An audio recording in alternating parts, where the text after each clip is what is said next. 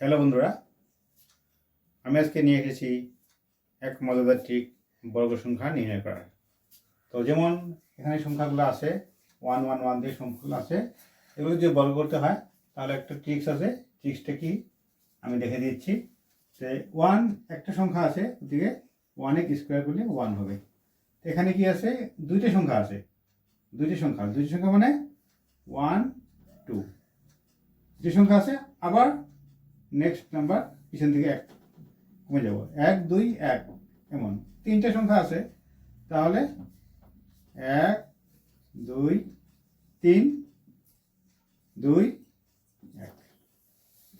চারটে সংখ্যা আছে, 1 2 3 4 3 2 1।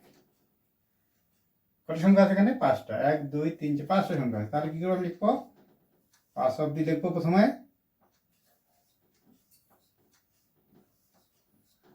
আবার কমিয়ে আসবো 4 3 2 1 হয়ে গেল।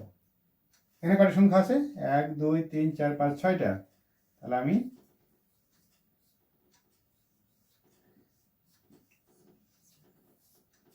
ছয়, আবার কমিয়ে আসবো। কত আসবো? 5 4 3 2। যত বড় অঙ্ক থাকুক, যতগুলো সংখ্যা থাকবে অতগুলো সংখ্যা প্রথমে লিখবে, তারপর আবার এক এক কমে আসবে, এক আসবে। তো এই ধরনের করলে আমার শর্ট ট্রিককে আমি বর্গ সংখ্যা নির্ণয় করতে পারবো।